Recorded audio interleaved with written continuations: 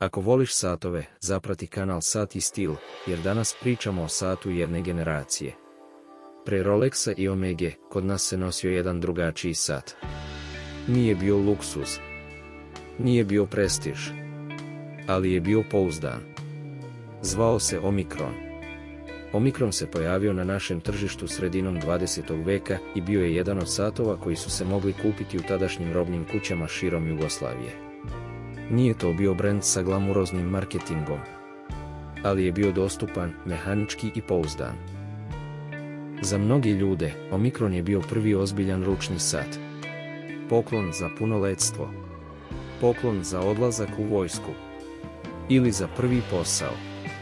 Većina Omikron satova imala je klasične mehaničke mehanizme na ručno navijanje. Bez komplikacija. Bez luksuznih materijala. Ali sa solidnom izradom. Kućišta su bila jednostavna, često hromirana ili čelična.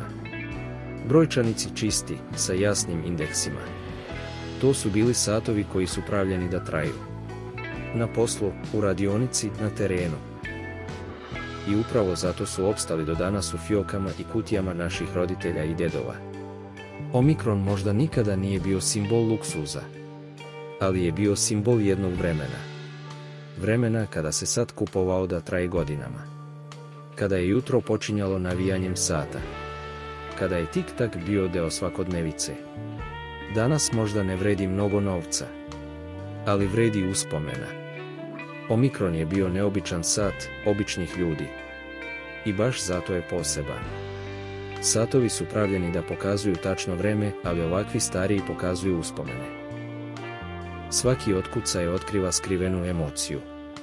Ako si i ti imao Omikron u porodici, napiši u komentaru. A za još priča o satovima koji smo nekada nosili, zaprati kanal Sat i stil.